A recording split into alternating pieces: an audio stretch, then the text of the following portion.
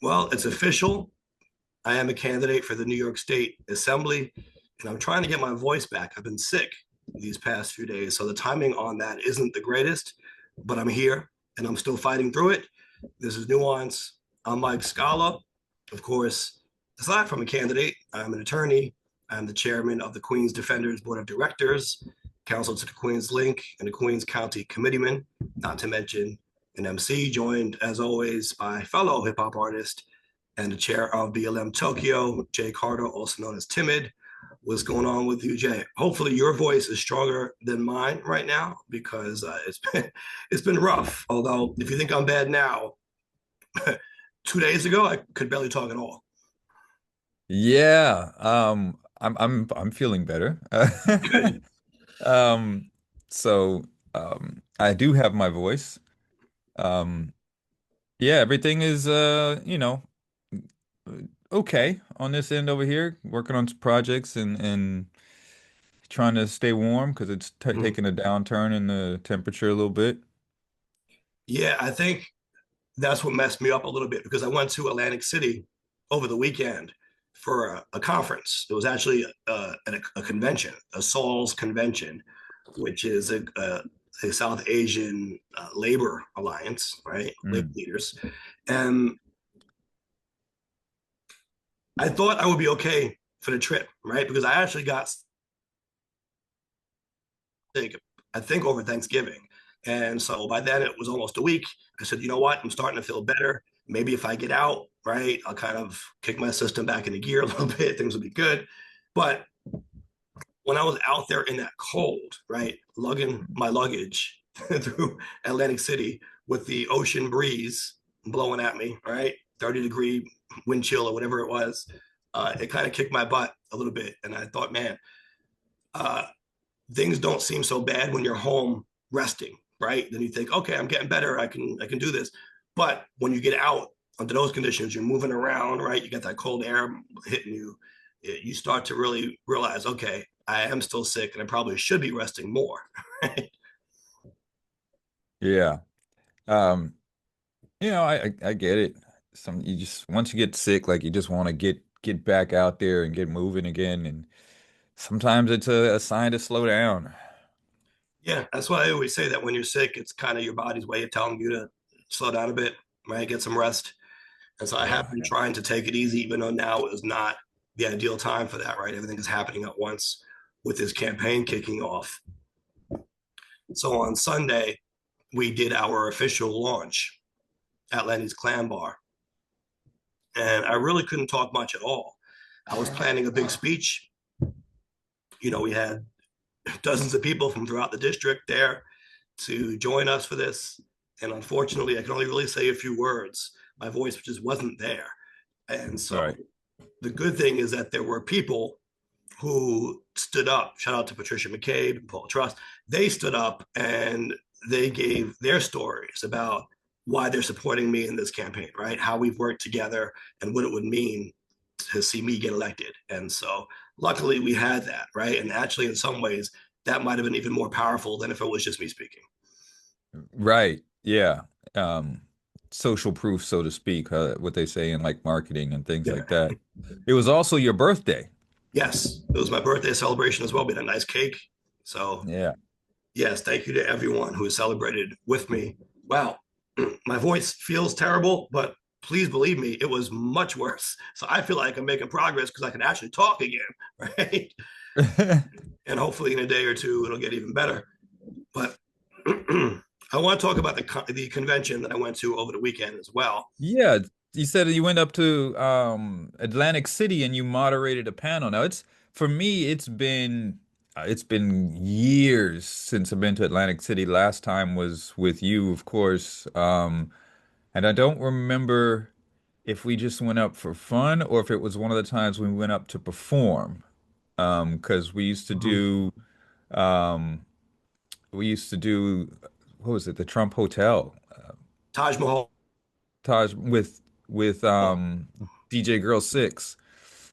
Yeah, Um, so the club was called the Casbah, right? And it was partnered with right, the Taj Mahal. Yeah. right. So that was probably. I don't know if that was the last time. That was probably the last time I went up there, and it was with you. We All the went for times I New think I've been there Year's. was.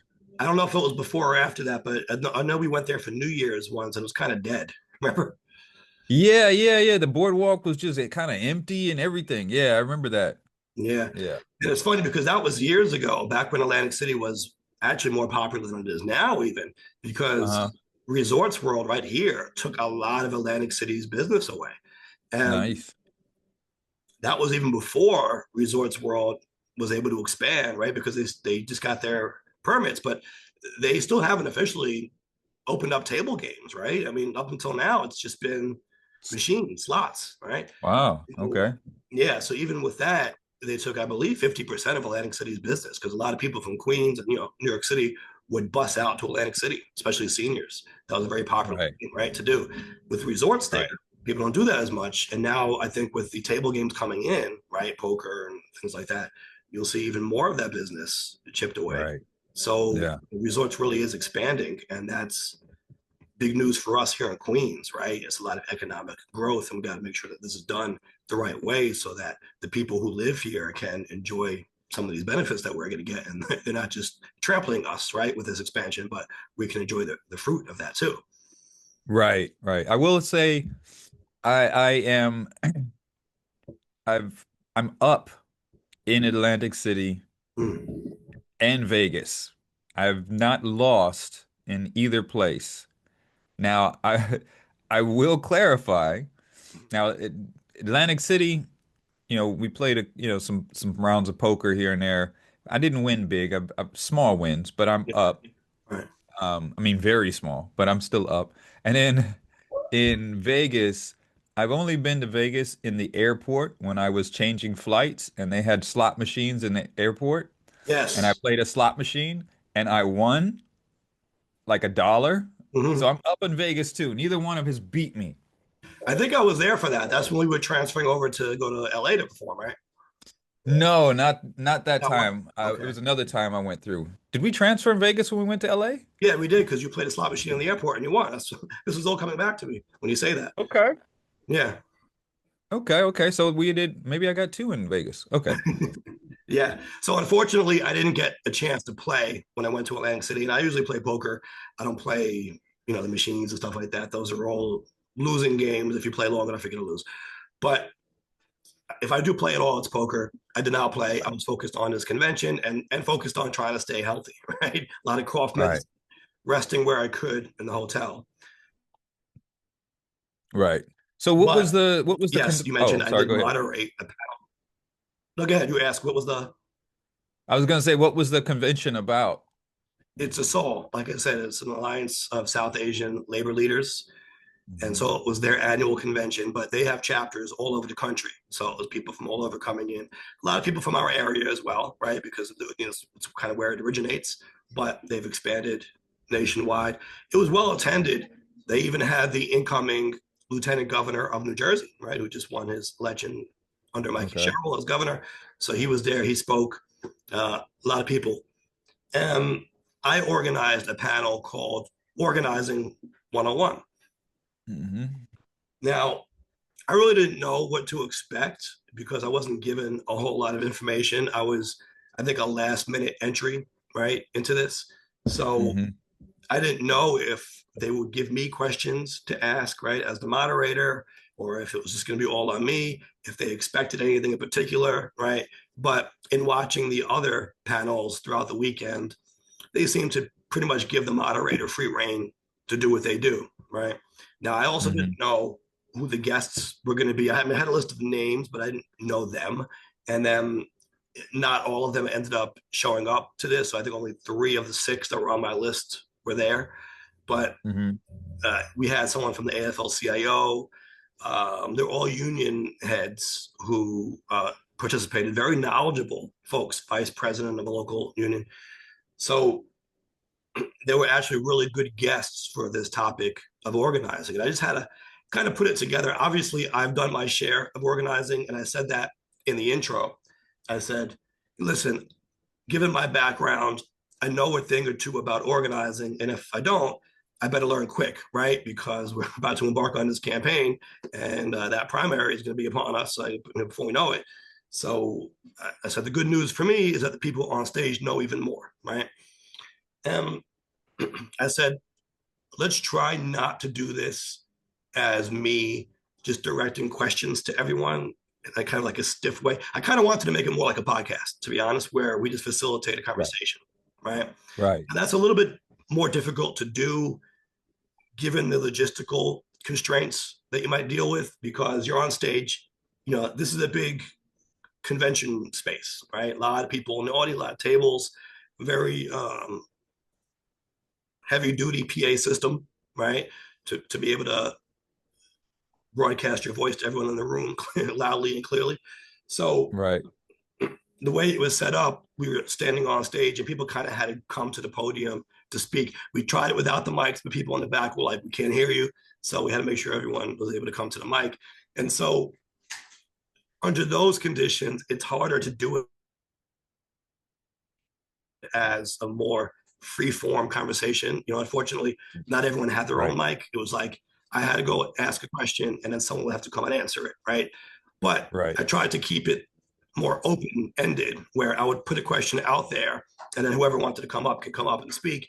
You know, I think after a while, it kind of devolved into the same order over and over because one of the guests said, man, he always has to answer last, and then all the good answers are taken, or stuff he wanted to say was already said. So I switched it up a little bit, and I'm like, hey, listen, you come speak first this time. You know what I mean? Just try to Right. switch because there wasn't a set order, right? It wasn't like you, and you, but it just kind of turned into that, right? It was like, you know, by habit, they kind of would go in the same order.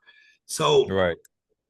you know, I tried to change things up a little bit, and it was good. You know, I actually asked questions for my own benefit because I figured that would be a good way to engage the audience, right? Like Mm. if I'm finding the stuff useful, they should too. And so I asked questions like, you know, let's say you're running a small local race, right? You're not looking at a presidential race or a governor's race where you get all these people coming out and all this interest, but a small local race. And you look at your data, you see the turnout, you see it's usually pretty low. How do you draw the balance between organizing the folks you know are going to come out because they always do and expanding the electorate, trying to bring new people into the fold, right? How do you Right. allocate those resources? You know, how do you make people feel like they matter too if they've always been left out of the conversation and you know you show up to their door and they're cynical? So Right. these are the kind of questions that I asked, and we got some pretty interesting responses, right? So some of the folks were talking about organizing in rural areas in New York and places that historically haven't been touched, right? You know, kind of involving people in the conversation, even when it isn't a high level election, or even when you know it's not a time when you feel like you need them in your race, or you know to come out and vote for mayor or governor. Like no, maybe it is a union contract testing, maybe it's a local issue, but you know you want Mhm. people kind of involved in the process year round. And so you know I think there's a lot of interesting information to come out of that. Okay. Okay. What would you say? Could you point to maybe one thing that was kind of illuminating that you heard from someone? Probably what I mentioned, that there are efforts to reach out to people even in areas that aren't touched. And maybe that in itself is illuminating, that you would think there would Mm. be almost universal coverage in this day and age, right? You think by Mm. now people would have gotten to every demographic, every corner of the state, right? Like there would be no community that would be untouched. But that isn't the case. And obviously, Right. we deal primarily in New York City, so we're not seeing what's happening in rural areas. But some of these union leaders were saying that you know a lot of the rural communities upstate never get engaged, right? And so Right. they've been trying to organize these folks that were never part of the conversation. But I think that's a lesson you can take even when dealing in a place like New York City, right? Because again, you might be surprised. Maybe it's not quite as extreme, but there are pockets of voters, even in New York City, that don't commonly get brought into the fold, or maybe not as much as they should be, right? And so Sure. I think that's a lesson. Because if you look at the turnout for the mayor's race, for example, it was high, right? High locally. You know, over 10,000 people showed up in our district to vote in the primary. Normally, we Hmm. got like 5,000, right? Hmm. So the question is, how do you keep people interested, right? Those extra 5,000 people who don't normally vote, but they did for this. How do you keep them interested when it's not a mayor's race, or it's not a presidential race, it's something big that everyone's talking about, right? How do you keep Right. people engaged like that? Right. Yeah. I think that's definitely important, especially these days. So many people are feeling disenfranchised and left out and ignored. And I think that's one of the reasons that people are going to extremes, because they're feeling these types of things. What do you mean by that? You mean going to extremes politically? Politically, yeah. Hmm, Yeah. that's Because interesting.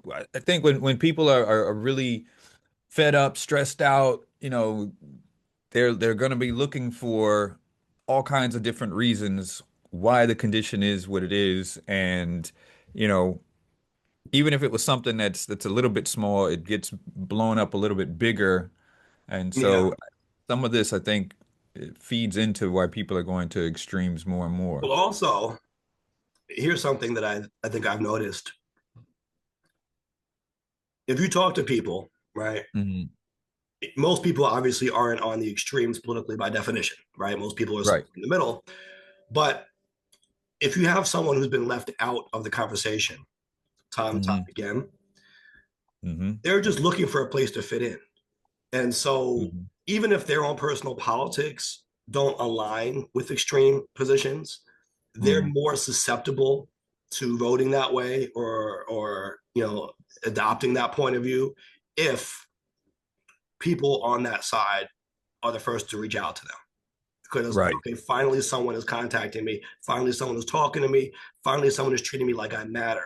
And so Right. they might disagree with that person at their door on like 80% of the issues, but guess Right. what, the person who agrees with them never bothered talking to them, right? Right. So I see this, right? I see a lot of people like, listen, I'm going to go over here because they're actually engaging with me, even if the politics don't necessarily align. Yeah. Yeah. Yeah. I think it's really important. So the communication really matters in that. So it sounds like it was a pretty interesting conference there. Oh yeah, yeah, no, absolutely. Met a lot of interesting people. Met the Uh-huh. Ozone Park chapter of ASAAL, which is very Hmm. important for us because Ozone Park is in our district, right? Okay. So that's what we're trying to do. We're trying to build coalitions of diverse people, right? Because our district is extremely diverse, and that's a great thing. That's an exciting thing. It represents the best of what Queens has to offer, in my opinion, right? We always talk about Queens being the most diverse county. This is a microcosm of that, right? You can find every demographic just about in our district represented with numbers, right? And so we're really trying to reach out to every corner of our district to make sure no one is left out of the conversation, because that's an important thing. And Right. I was just interviewed by the Wave earlier today, right? And that came up in the interview. I said that isn't only important when it comes to campaigning, right? Trying to win an election. That's important after the fact. Once you get into Albany, you need political capital to fight for your issues, right? Like, for example, Queens Link obviously has been a big issue for us. But any of these issues, if I go to Albany and I say, we need this focused on, right? We need this to be a priority at the state level, it really helps to have people throughout the district standing with us and fighting for it, right? If we're splintered, if we're fighting each other on these things, right? If we can't get on the same page, then it's really Right. hard to go to, the leadership in Albany and say, we need this. It's like, wait a minute, your own people can't agree on this. You guys are at odds here, right? It's all about strength Right. of numbers. That's political capital. And so I think that's really important, right? For us to be able to go there and say, we have consensus on this from every corner of our district, right? It isn't just, serving one constituency or another. No, like, we have spoken to and engaged with everyone. And these are the issues that people are talking about, right? And it isn't just Queens Link. It could be anything. But in order to have that data or that capital to be able to say, this is what the people want, you have to go to the people and figure out where that common ground is, right? Because there is a lot that unites us, but to get to that, right? I think you really need to be engaging with everyone and not leave anyone out of the conversation. Right, right. And we've talked about that many times as far as like yeah, a lot that unites people, Mm-hmm. even that are on opposite sides often. Yeah.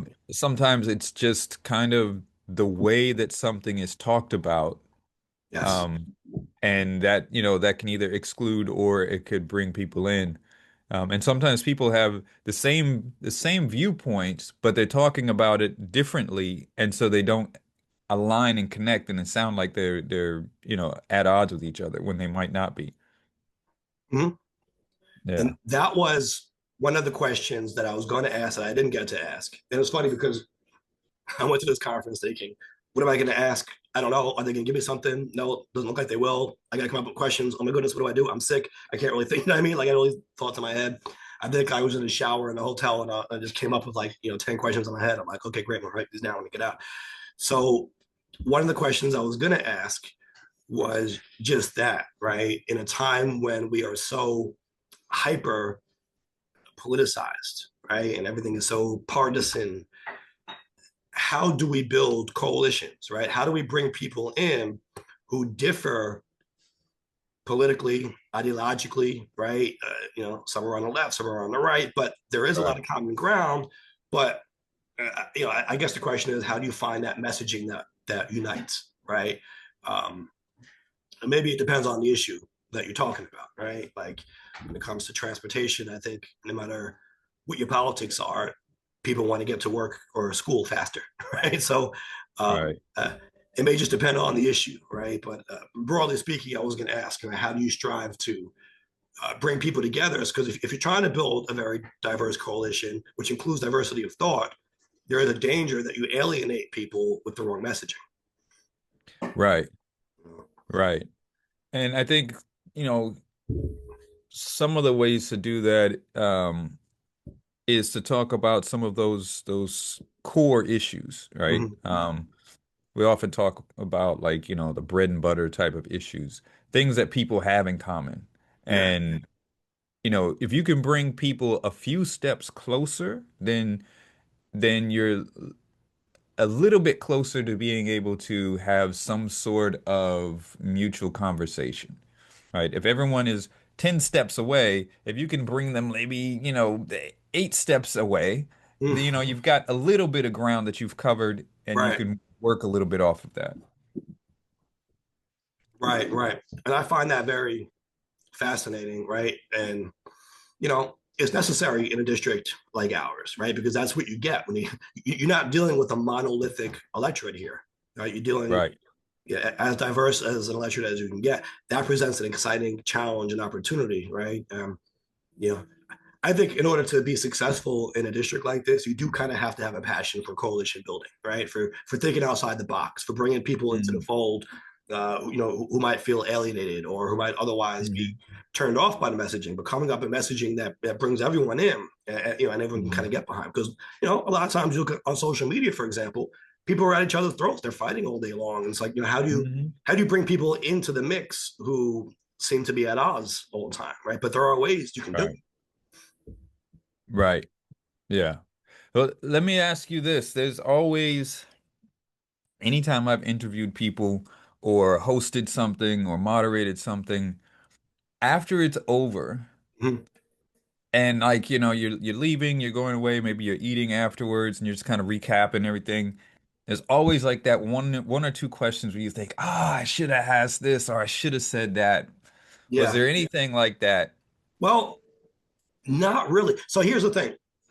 Yes, I would go over it in my head and I would say, man, I could have said this as a segue. I guess I'm thinking more like a host, right? Like a show host now, almost like when someone makes a comment. One of the interesting comments that I heard from a union leader was someone is always organizing, right? Because I asked, why organize? What is the danger of not organizing? And the response was, organizing is happening whether you're the one doing it or not, right? Right. So if you're not organizing, your opponents are, right? If it's a union situation, right? If the workers aren't organizing, management is, or someone else is, right? And so that's why you have to do it, because it is being done whether you're involved in it or not. And that was, I thought, was a good answer. So coming out of that, because I wanted to facilitate a discussion, right, as opposed to just being a Q&A, I would try to say things to play off of the answers that I got and kind of use that to lead to the next question, kind of thing, right? So after the fact, I thought, man, it would have been a good time to say one of my favorite quotes, which is, if you don't have a seat at the table, you're probably on the menu. Right? Right. That's kind of what it reminded me of when the guy was saying, someone is organizing, whether it's you or the other guy, right? Who's it going to be? The Absolutely. other, right? And so I would think about little things like that. Like I could have, added my own commentary more in certain spots. And, Right. I think the fact that I was sick and battling not having a voice interfered a little bit, because I was just kind of trying to get the questions out more. But one thing I'll say is, we got video, and I'll be putting some of the video online. We did take video, and in the video, you could hear how good their PA system is. It's kind of like on stage when you're performing, you have the monitors, and Right. sometimes you can't tell how strong or not strong the audio is to the crowd, right? It's like Right. it's what you hear versus what the crowd hears, not the same Right. speaker. So when I was on stage, because I was struggling with my voice, I was thinking, man, people probably can't hear me at all. It probably sounds terrible. I'm gonna watch this video back and cringe, right? That's what I thought. In Right. fact, I hesitated to watch it back for that reason. I was like, this is gonna sound like trash. But when I did, I'm like, oh, their PA system is so good that it did sound good. Granted, you could tell I was losing my voice, but you still were able to hear me very clearly, and it wasn't like some embarrassment where I couldn't be heard because I was so sick. Like, nah, it still came off good. So I was happy with that. Okay. Okay. That's what's up. Yeah. Um, yeah, you always worry about that if people can't hear or not on there. But that's good. That's good. So it sounds like overall was a good event and a good trip, even if you got a little bit sicker as a result. Right, right. That's the one thing I'm kicking myself now. Like, if I would have stayed home, would I be better today? Like, I don't know, but for all you know, you could be the same, right? Right. Yeah, absolutely. So, So, yeah, shout out to us all. I really appreciate the invite and the ability to be a part of that. And I am glad I went. Right, I had a fight through the sickness, but I'm glad that I was a part of that. And that led to the event at Lenny's that we talked about. I really had no voice at all for that, but very right. appreciative that people were able to show up and contribute. And by the way, on that note, we do need to raise money for the campaign. We did get a good head start at Lenny's with this launch event, but to qualify for matching funds, we need 75 people in district, and we need to raise $6,000 in matchable contributions. But you have to be in district for your contribution to be matchable, and only the Mm, first $250 of a contribution is matchable, right? mm, So we need 75 smallish donors from the district in order to unlock those matching funds. And we have started the process, but any help is appreciated on that. We're trying to get to that threshold as soon as possible to unlock those matching funds. And that's a difference, by the way, between the city and the state, right? So when you run for right. city council, for example, you have a threshold, and our threshold used to be 75 in district, $5,000 in matchable contributions. However, those matchable contributions could be from anywhere in the city, and that made Right. a difference, obviously, right? So you need 75 in district, but the money that you raised, the $5,000, and then beyond, once you met your thresholds, even, right, all the money that you raised, anything from the city, for the most part, was matchable. Not the case Mm, for a state level seat. Now, the matching funds program is relatively new for this, right? So that you never used to have matching funds for assembly races or state senate races or any state level races. This is a new thing. And so they are modeling their system a lot after the city system, but it isn't anywhere in the city or anywhere in the state. That would be nice, right? Anywhere in the state. No, it's got to be people in your district to get matched. So that makes it more challenging, right? Because you hmm. can't get people from all five boroughs. They got to be within your small geographical district. Right. Of course, anyone Okay. can contribute, but it's only matchable if it's in district. Okay. All right.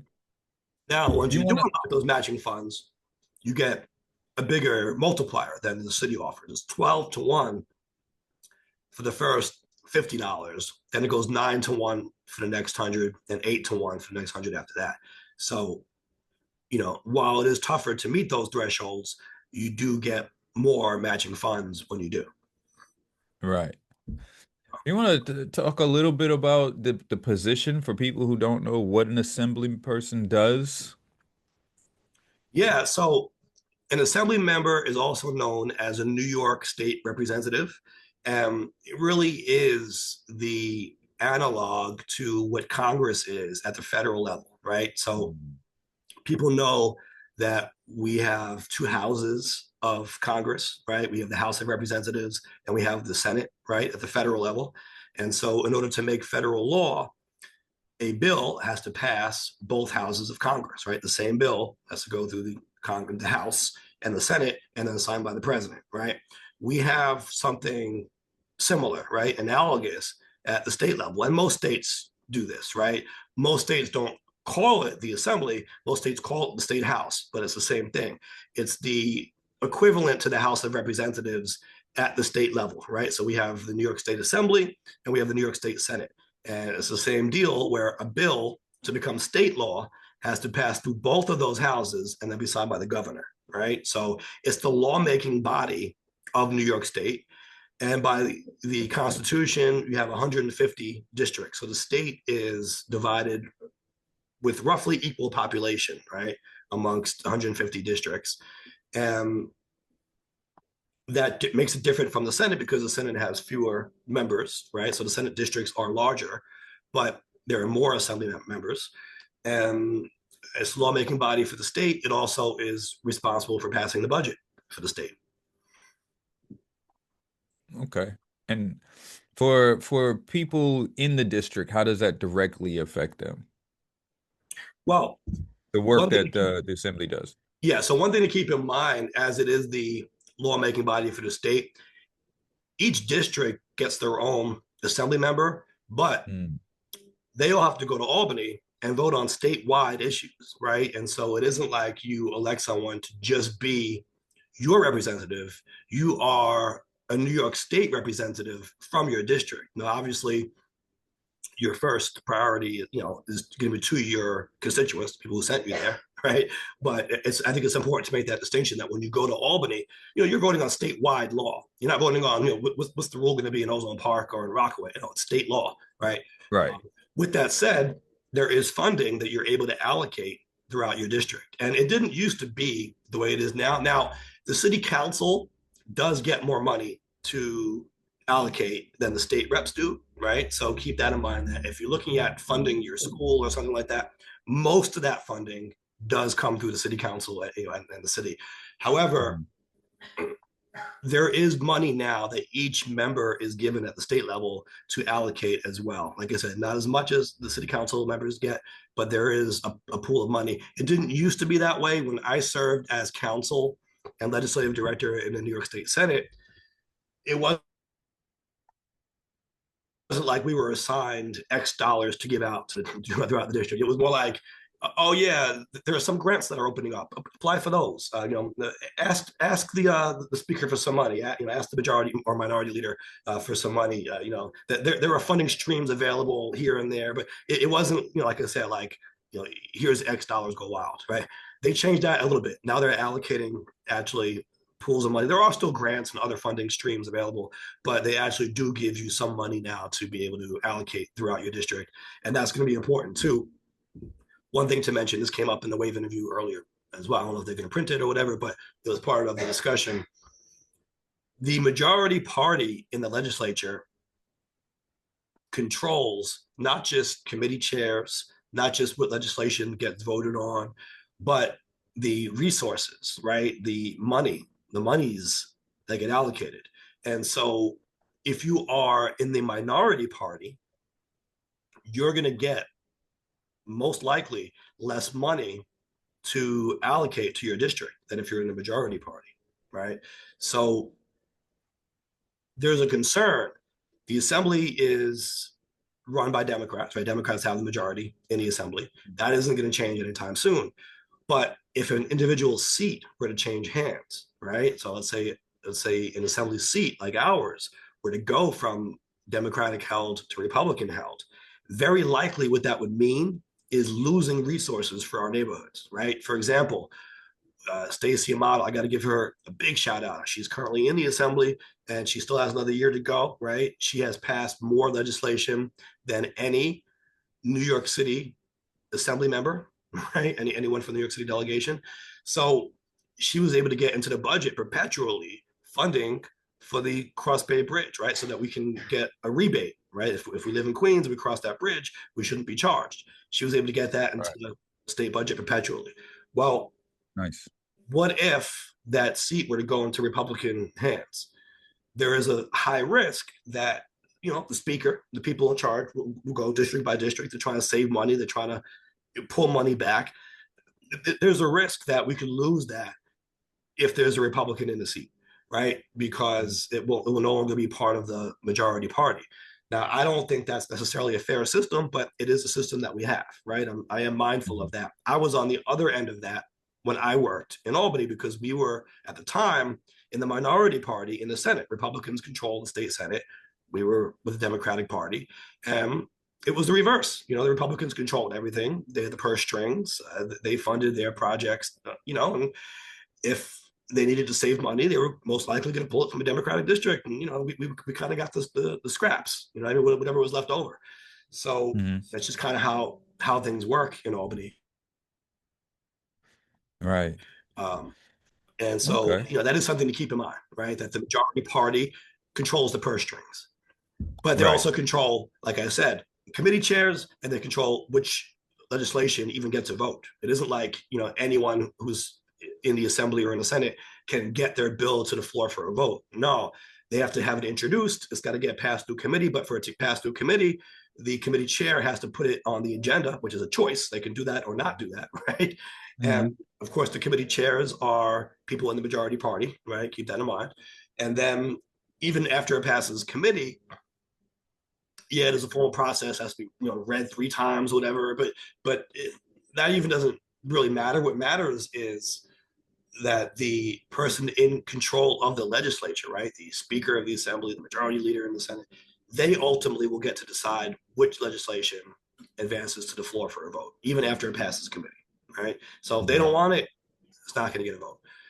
And that again, that's all controlled by the majority party, right? And so I think that's something that people should just keep in mind with this, that it Mhm. does matter if you're in the majority.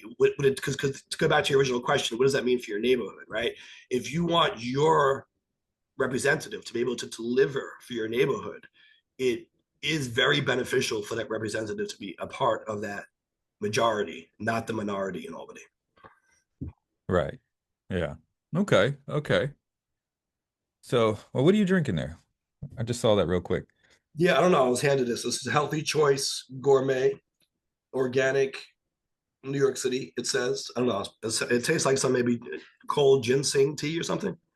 Okay. Okay. Yeah, you got to get the good stuff in you. Get the herbals in you. Yeah. Yeah. So, So yeah. So I guess let's talk a little bit about our priorities, right? For right. That was the next question there. So, yeah, right. So I mentioned Queenslink. Obviously, I've been fighting for that for a long time. absolutely. We have a lot of momentum right now. We were able to get money for the Queenslink into the state budget this past year. And by the way, that's without me being elected to the assembly, right? I'm just counsel to the Queen's Link, but I have relationships with people who are in office, and that's important as well. So Hmm. we were able to get money allocated through the state budget. We also got a grant from the federal government, which was originally done under Biden. Then Trump came in and paused a lot of that funding, including ours, but it was recently unpaused. And there was a caveat that we raise private money as well to match that, which we did, right? So we have a lot of funding now coming in for the Queens Link, a lot of momentum for the project. Resorts Mm. World, as we mentioned, is expanding, right? They're going to need better transportation to and from their facility, and we are holding them accountable in terms of making sure they deliver for local neighborhoods, right? Hmm. And so this transportation upgrade will not only help them, it will help all of us, right? All our residents who struggle to get to where they're going, and will unlock a lot of economic opportunity. Our mayor-elect has been on record as supporting it, right? When he was in the assembly, he Hmm. came to Queenslink rallies, right? And as recently as this year, he said it was still a priority of his. So it's going to be on us to hold his feet to the fire and make sure he stands by that. But I think that now is a great time to push for this, right? People will say people have been fighting for it for years, and they have. But look at where we are now. Look at the position that we're in now, and look at the opportunity we have. You know, people can say what they will about the mayor-elect, and we can certainly pick out issues where we disagree. But let's focus on this one issue for a second. When have we had a mayor who supported Queenslink? We never Right. did, right? So that's going to be huge for us. Again, if we can hold his feet to the fire on it and make sure he sticks with that. But you Right. know, I'm excited about that prospect because that will unlock so much economic opportunity for our region, right? Really for the whole city and Right. state, but certainly for our area, our district. So that's going to be a big thing. But I look at that through the lens of making things more affordable, right? Everything is just too expensive right now. Absolutely, everything's too Everything is expensive. too expensive. You know, even car insurance. I deal with that. A lot of people have been complaining about this. Why are the premiums so high? Like, everything is just unaffordable. Um, if we can create economic opportunity, right? Infrastructure upgrades that are smart, that are strategic, right? Regulation where it makes sense, right? Like stopping premiums from getting out of hand. You know, Mm.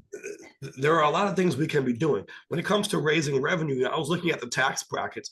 The I believe in New York State, the highest tax bracket is $25 million in terms of Mm. income tax. Hmm. Could you, could you have, I don't know, 20 million? Could you do 15 million? You know what I mean? Like, you don't need to raise the rate. You can just lower the maximum threshold a little bit to bring more people Right. in, so that people are paying their fair share, and you can raise a lot of revenue that way as well. But I think Sure. everything that we need to be doing needs to be smart and strategic, right? It needs to make financial sense, and Sure. it needs to create economic opportunity. That's really how I'm looking at these things, right? What is going to Right. create economic opportunity for our residents so that we can get ahead? Right. Yeah. Expensive is an understatement. Everywhere people are definitely um feeling that pain. You know, I just Yeah, yeah. I feel the squeeze. I'm an attorney. I'm in private practice. I like to think I do well for myself. I'm hurting in some way. You know what I mean? Like, when I look at that car insurance bill, I cringe. I'm like, ooh, again? I just paid this much money again? Ooh, it's rough. It really is rough right now. yeah, absolutely. So Absolutely. something else that I talk about is housing, right? And I know people will say, well, it's really more of a city issue. And in many ways it is, although a lot of funding, even for what the city does, has to come through the state, right? And so in some ways, the state is a check on the city, right? The city wants to do something very ambitious. The state has to come in and fund it or approve it. Well, a lot of residents, whether it's, city, state, federal, a lot of residents that I talk to are dealing with housing problems right now, right? Hmm.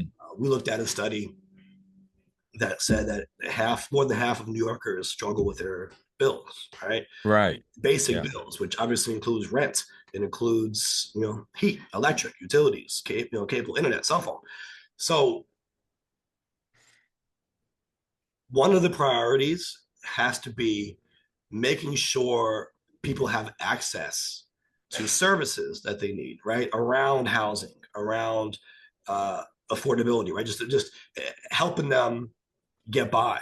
And there are a lot of services out there. Like I said, some are city services, but I think the assembly office, even though it's a state office, needs to be able to connect people with these resources, right? You can't turn Hmm. people away and say, oh, yeah, we're a state, that city, go away. Maybe you suggest that they call their council member, but you can do more than that, right? You could Hmm. you could hook them up with the resources that are out there to get help, Hmm. right? Whether that's finding a new apartment, or some kind of relief that they're going to need. Um, Hmm. that's important, right? And that's something that doesn't speak a language, right? That's universal. right? It's Right. not one particular language or culture. Everyone is feeling that right now. And Absolutely. I think constituent services are going to be very important, right? Because you can look at the job kind of in terms of what you do legislatively, right? That's what you fight Hmm. for in Albany, trying to get a law passed, trying to get money pushed, right? Allocated budget. Hmm. That's one side of it. The other side is what you do on the constituent services level, right? That's when people come in with a problem, you can give them the resources that they need to get that relief. And Hmm. I really want to make sure that we are covering our entire district and providing excellent constituent services in that regard, right? Like I said, it may not be a state issue; it could be anything. But when people come Right. in, we have resources that we can hook them up with. We have phone calls that we can make, right? We can use our office in order to help them achieve the result that they need, whether or not it directly is on point with what we do in Albany. Right. Right. Yeah. So I And think so, that's, it's important to look at stuff like that from, like, you're talking about from the individual's perspective and how that can benefit them, and then use that to guide where you're going, what you're fighting for, what yeah, you're, researching into. yeah, exactly. And that's why it's so important to bring everyone into the fold, right? Because that's how Right. you know what the issues are. Like I said, housing has been one that unites, right? No matter where you come from, or where you are in the district, everyone is talking about this, right? But I think Right. it all goes back to just being able to afford New York, right? Living in that's really what we have to focus on, making sure that Right. we're driving costs down, right? Uh, Right. so, how do we do that, right? And I think, like I said, I think there are a lot of ways to do that: smart investments, common sense regulation, raising revenues in strategic ways, and reinvesting it back into the community. I talk about Right. congestion pricing. I was not a fan of it, right? I didn't support the idea because I always Right. said, we've been fighting that toll on the Cross Bay Bridge forever, right? And we always said it was unjust to toll us to drive from Queens to Queens. It was the only intra-borough toll in the whole Right. city. Right? How could you do that? How could you charge someone to drive within the same borough? Well, here comes congestion pricing. Take that idea and put it on steroids, right? Now, Kind of, yeah, exactly. so Yeah. look, I'm not a fan of punishing people to get the result that we need. I want to Right. create positive incentives, right? I want to obviate the need for something like that. But okay, now we have this system in place. Can we at least see that money that we spent, right? If they get nickel and dime us every time we have to get to the city, can we at least see some of that money reinvested in our community, right? I think that would Right. be an important thing to do, right? I think that there are a lot of, I think, common sense approaches that we can pursue here. When it comes to the mass transit system, aside from Queens Link, the ferry, right? Again, that's the EDC, it's a city thing. Okay, uh, why can't we have interconnectivity between the ferry and the rest of the mass transit system? Right? We have the Omni cards now. Why can't your Hmm. Omni card get you a trip that includes both the ferry and a subway or a bus, right? I think these are things we need to be looking at to uh, try to make people's lives a little bit easier. But this is like low hanging fruit, right? I mean, obviously there are big ticket items like the ones we talked about, and there are small things we could do also. I think that could just make improvements along the way as we fight for the more ambitious ideas. Right. Yeah. Yeah. I think that's, there's a lot of different points or places where you can, where people, elected officials, organizations can look to in order to just improve lives with people, with even some small changes or just a little bit of more attention to certain areas. Yeah, So yeah. I looking for remember, those opportunities is a good, a good right. strategy, I think. Yeah, no, absolutely. I remember when I first got to Albany as legislative director, I was given pretty blank slate, right? It surprised me because I thought there would be a lot of very precise direction about what I was Right. expected to do in that role. Like, I didn't know what was going to be asked of me when I got in there. Right. It was basically write 100 new laws, right? Write 100 bills, you know, 100 bills about what? Whatever you think, right? You're the guy, you're the legislative person. Give me 100 bills. Now, of course, the senator had to approve them, right? And so the Right. subject, I can write something, and he said, no, I don't like that. But there was a lot of free reign to just go in there and come up with policy, right? And so, what do you do?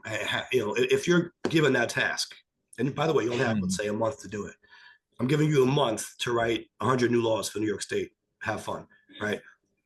Where would you find these ideas? Like, what would you do? Right. Absolutely. So, well, I'm asking you, how would you? Oh, me? Yeah, yeah, yeah. What would I do? Mm-hmm, I would see what, what the people are struggling with mm-hmm. to see what can be written to better their lives, to ease some of the burdens. I would look for inefficiencies or redundancies that need to be eradicated and eliminated that could be taking up funds that could be used for people. I'd be looking for quality of life type of situations, ways to make quality of life better for people that are, living in the district. But yeah, you know, it's not a simple thing to do because I would imagine it takes a lot of research there, Right. and a lot of networking and talking with people and Yeah. that type of thing. Exactly. And you don't want to create laws just for the sake of creating laws. You don't want to Right, fall into that trap, right? You know, right, look, in many cases, there is too much red tape, right? I talk about protecting right, small businesses, for example. If you create a whole network of new laws because and maybe you're well intentioned, you think, oh, I'm just trying to come up with some new policy that's going to help, maybe eliminate some abuse or some waste, whatever. But the bottom line is now you've got more red tape, more bureaucracy in a sense, right? Because right, say you are trying to open up a small business, well, okay, you just basically put 3 or 4 new steps that they have to take now, right, to comply with these new right, laws that you created that weren't there yesterday. So right, that's something to keep in mind as well, that you don't want to just be creating laws just for the sake of doing it, or because you think right, that you're trying to help, but inadvertently you're creating a bigger mess, right? So you have to be mindful of all that too. But to your point, I did those things, right? I took meetings with constituents who were having issues. I think, okay, if we can't handle this on a constituent level to the fullest extent, right? If there's more we think we should be able to do, why not a right, legislative solution to be able to fill in that gap, right? I also looked at what other states were doing, right? That was really right, exciting. I can go online and I can pull up the website of different state legislatures and look to see what was interesting. Now, here's an actual example, right, that came out of this.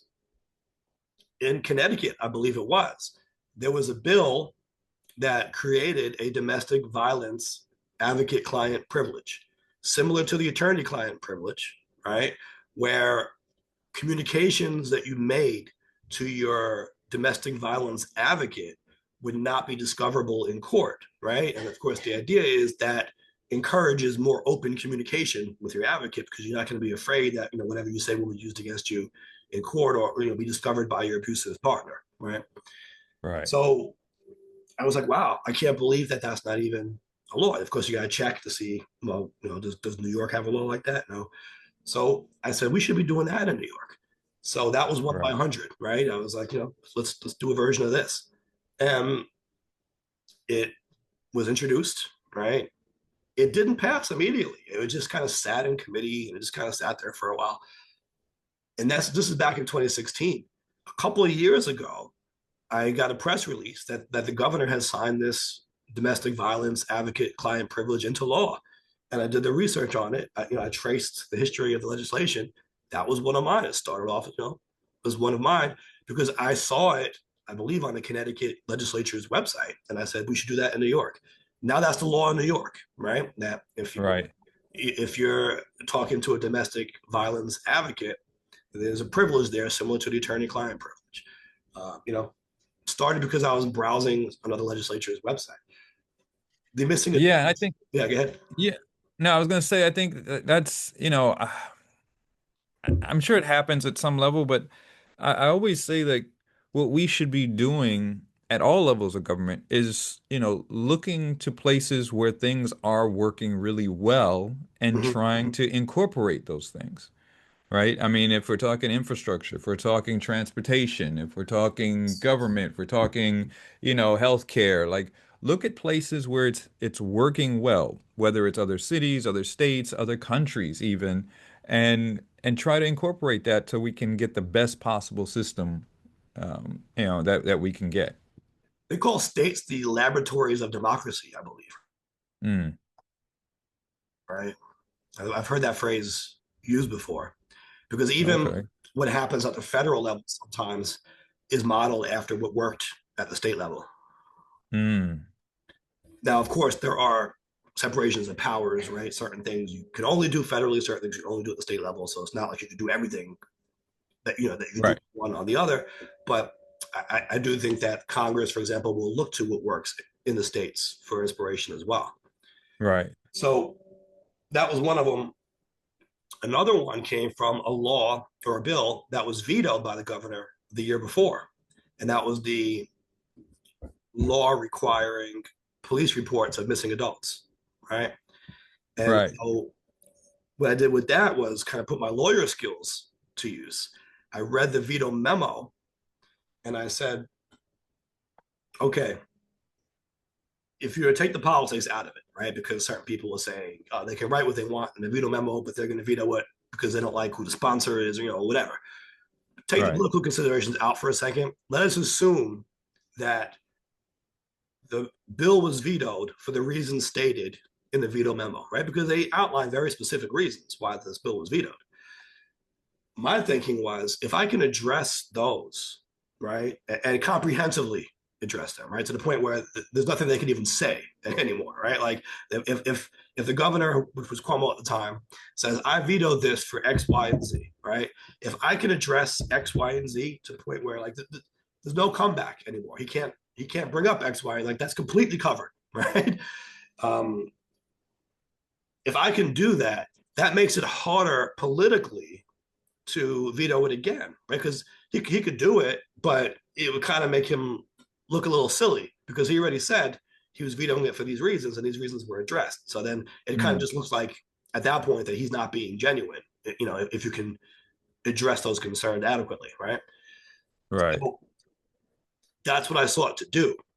And again, I use my lawyer skills here, right? I said, you know, they were, a big part of it was the governor was saying that the law would require police reports to be made and then entries to be made into the National Missing Persons Database.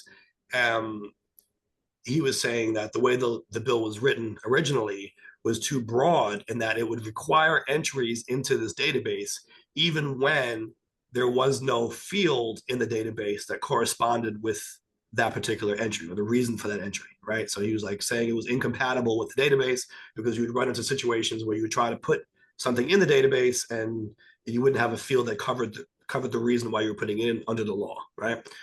So his suggestion was if you want this law to be signed, first you need to make a change to the federal data,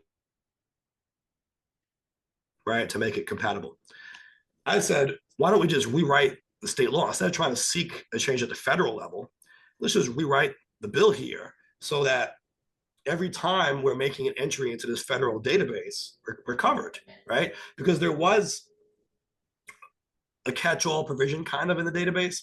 It was reasonable suspicion for the person's safety, right? Like you could put that in the database as the reason why you know, why they're being put in there, right? And there's a reasonable suspicion for their safety. That's why you're adding them to this list, to this database.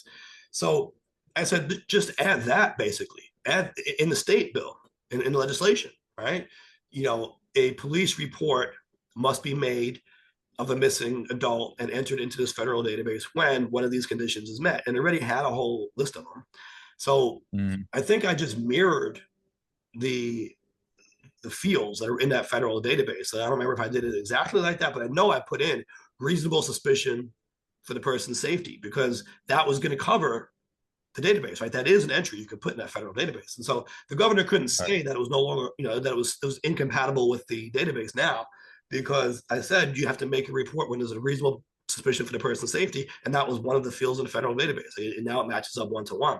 So I think I just took all, honestly, I think I just took all of them, all of the fields that were in the federal database. Because one was like missing after a catastrophe, like a natural disaster, there's a bunch of stuff like that. I think I just honestly copied those factors that were already in their federal database and put them in the state bill. And I said, now there's nothing to complain about anymore, right? Now a report must be made when one of these factors is met. And by the way, they match up with what's already in the federal database. So you can't say, a report will be required even if you can't put it in a federal database. No, it's 1-to-1. So Right. that's really all we did, right? We just rewrote the bill to make sure that that concern was addressed. Then we got it passed again. We did get a letter from Tish James, and we did get some people to write the governor to say that the drafters of the legislation have met the concerns that were raised in the veto memo, and therefore it should be signed now, right? And to some people's surprise, it was signed. Not so much to my surprise, because I realized that if the governor were to veto it again, it would kind of look foolish, right? Because he already said Right. Right. this is why he vetoed it, and now he basically be saying, "Oops, I lied. This is why I vetoed." You know what I mean? Like it kind of put him in a tough spot where he had to sign it. So Right. that is the law now, right? When there's a missing adult in New York, people might not have even known that. Prior, it was only when there was a missing child, or if there was a Mm. vulnerable adult, right? Someone who fit a certain category, like with a mental impairment, or Right. Right. Right. or disability, things of that nature. But now, any missing adult in New York, when there's a reasonable suspicion for their safety, requires a police report and entry into the federal missing persons database. That's because we were able to strategically rewrite that legislation, right, in a way that would overcome the governor's veto. So I'm looking forward to bringing these skills with me to Albany as well, right? When it comes to drafting legislation, I'm not going to just lean on bill drafters, because a lot of people who are in elective office, they don't have the skill set to read and write legislation, believe it or not, right? It Mm. sounds crazy, but there are a lot of wrinkles, there are a lot of nuances to, Nuances. yes, to lawmaking, right? And so a Yeah. lot of them might just have high level ideas, visions, right? But when it comes time to writing it, they're not going to be able to write it in a way that makes sense with the existing law, that's constitutional, right? That needs to be formatted and kind of expressed a certain way, legalese, right? And a lot of people Right. aren't fluent in legalese. Well, Right. what does that mean? That means that they have to rely on others, right? There are bill drafters assigned, but it's kind of like garbage in, garbage out in a way, because if they can't really express what they're trying to achieve, right? And again, not just from a high level perspective, but the actual nuances, the actual inner workings of the legislation, especially if it's something a little bit more complicated. Um, Right. right? They're going to get what they get back from the bill drafter. It's really going to be the bill drafter's vision to a large degree. And they're not going to even know when they read it. They're not going to know if it really does what they think it does. They just kind of Right. take people's word for it, right? And so I think it is important to have people up there who understand that, right? Who can actually craft legislation in a way that achieves what we intended to achieve. And we know when I'm voting on legislation, I'm going to know what it is too. I'm not just going to have to rely on the summaries that people give me, right? I'm actually going to be able to debate the finer points of them. Right. So what's the timeline here on the election? So the primary is scheduled for June, the general election in November. That means we'll be at this really for the next year, right? Right, right, absolutely. Assuming that we We get the will primary. definitely be keeping people up to date on what's going on. Um, and hopefully, of course, they'll be seeing everything everywhere as well. Yeah, absolutely. And we'll be rolling out specific policy points as we move further into the campaign. All right, absolutely. And please give us your idea, right? Because we talked about it earlier. We want to involve all of the people in this. What are your most pressing issues? What do you think warrants a legislative approach, or even what do you want to see a greater focus on at the constituent level, right? I mean, Right. what's your ideas? We want to hear from you on that. And that,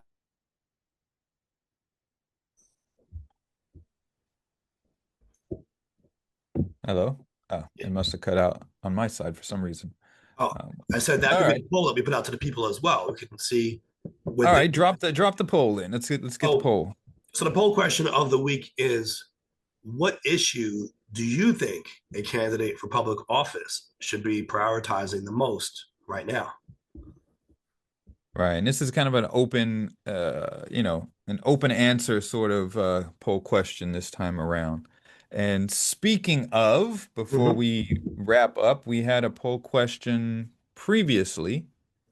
Um, we asked about, do you believe governments should create dedicated offices to assess how they are using AI? And this was prompted because New York City was moving to uh, try to institute some agencies or some organizations or rules to look into how AI was being used.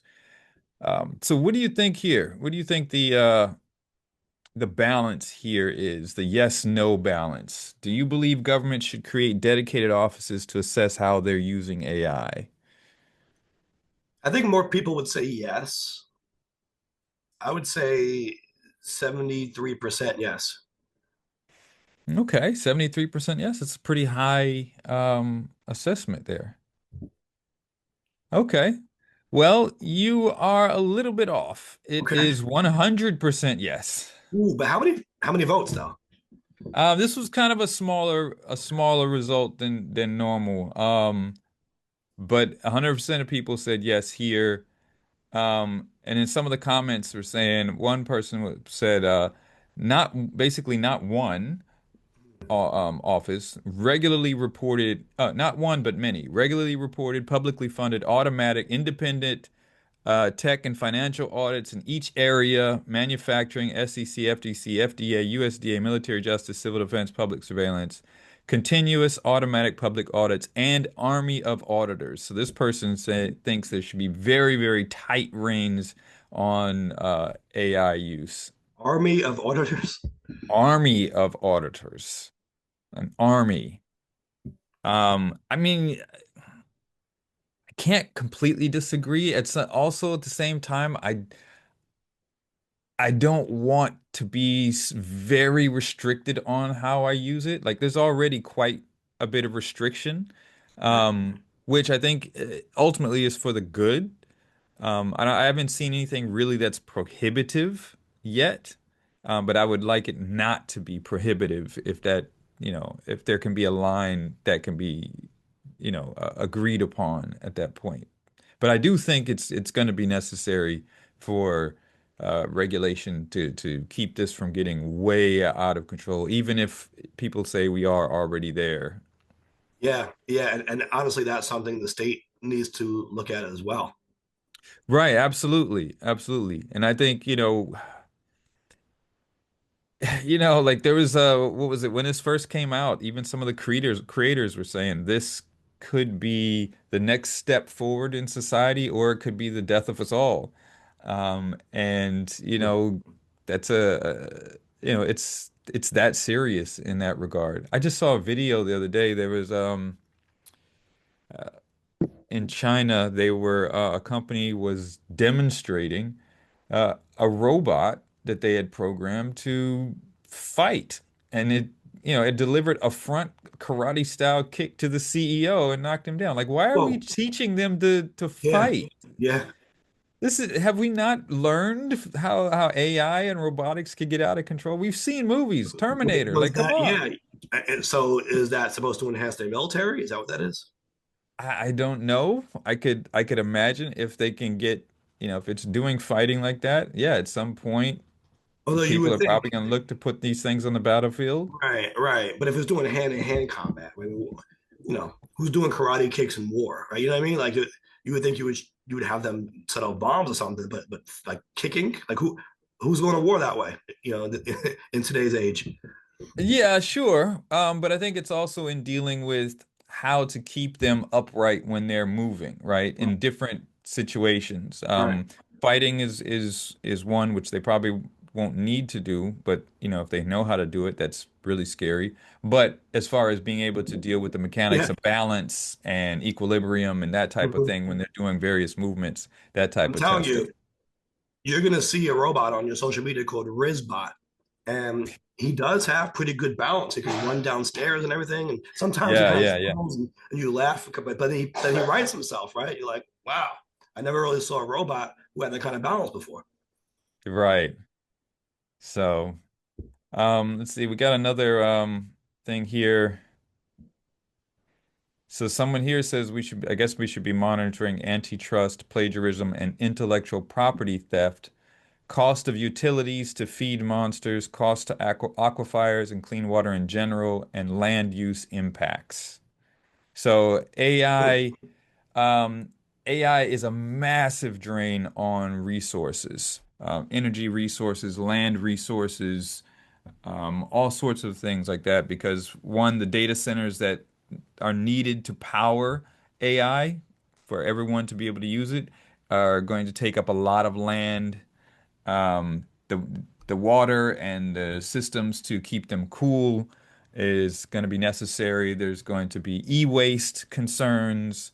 There's a big environmental impact with the rise of AI that needs to be addressed. Mhm. Yeah. So, and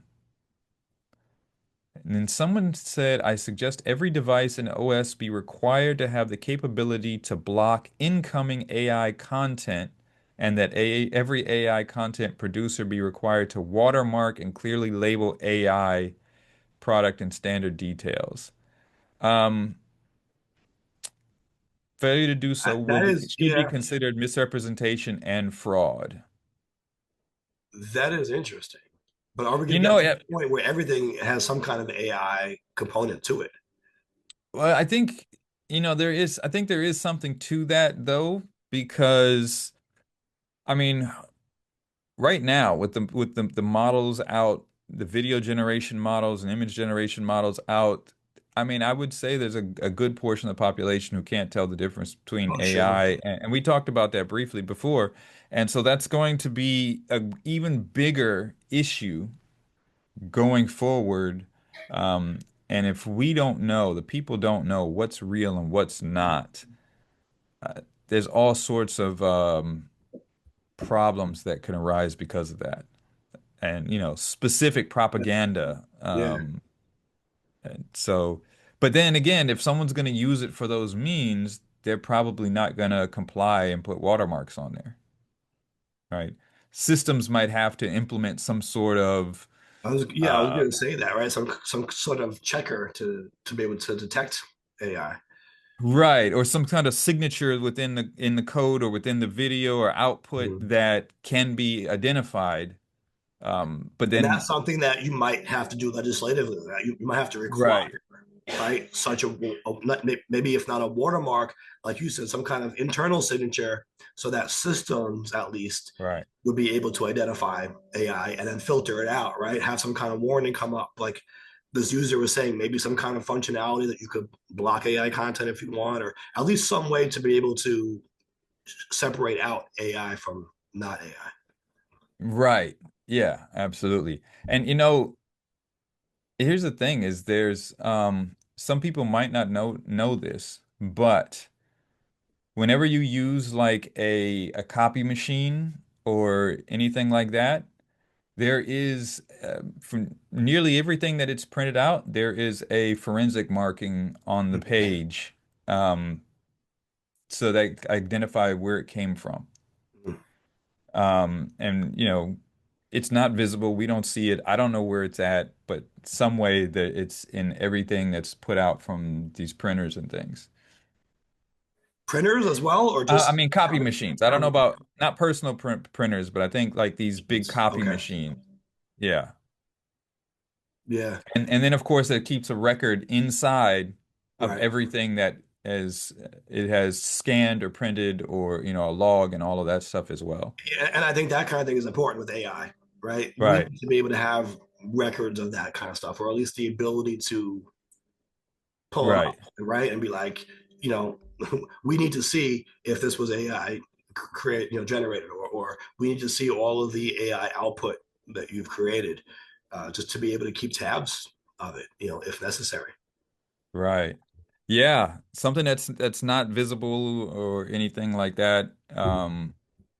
So I guess it'd be similar to what we were talking about a couple of weeks ago about that company trying to add signatures in music to confuse AI from being able to violate people's intellectual property on there, but it wouldn't be audible for anyone listening to the music. It would just be in there that computers could pick up. So I Yeah. think in the copy machines, it's like a specific pattern that's printed that's you have to use like a microscope to see, and it's got like the printer's serial number on it, the time and date it was printed, and stuff like that. Um, so And it it'd be shouldn't kind be hard. I mean, and honestly, there might already be something like that you know, embedded deep in the code, right? For AI of, generated output. right, There probably is something in there already, right? Some kind of data that you could look at behind the scenes, right? Under the surface, to be able to right, tell that this was generated with AI. But if not, I think there definitely needs to be that, right? So that right, you could, it's like, tagging an animal, right? You get your animal tag so you can identify your animal. I think all AI right, content should have that kind of tag on it, right? Where maybe right, it isn't, like you said, a watermark where everyone watching it can see it immediately, but you're able at least to be able to detect that it is AI if you have the right tools. right. Absolutely, absolutely. So, well, all right. Do we have a bottom line this week? Huh, that's a good question. I would say support Mike Scala, support strong candidates for local Right. office, right? All around the country, around the world. Get involved in local elections. Understand that what happens locally often has more of an impact on your daily life than what happens nationally or internationally, right? So you might Hmm. see certain things on TV, and maybe everyone's talking about these national issues. Maybe the local stuff doesn't get as much coverage. You know what? Read your local paper, go online, see what people are saying, but get involved in what's happening locally, because that's just as, if not more important. Right. I think that's a good sum up there. And like you said, support Mike Scala for New York's Assembly District 23. Yes, please Go go to to scala.vision and make a contribution so we can hit our threshold and get those matching funds. absolutely. All right. Well, you got to say the thing. Now it's not just the podcast thing. It's also, going to be a slogan that you're saying here. Well, first, tell people where they can find us. Yes, they can find us on YouTube at Nuance Show, and then everywhere podcasts are available, and then on various social media. Look for Nuance Show. Sounds good. I hope to have my voice at 100% next week. So Actually, it sounds like it's gotten a little bit better from the beginning to now. I think this has helped. And man, whoever brought you that is a godsend. They got That's you. right. That's right. As always, we've got work to do, and we'll catch you next time. All right.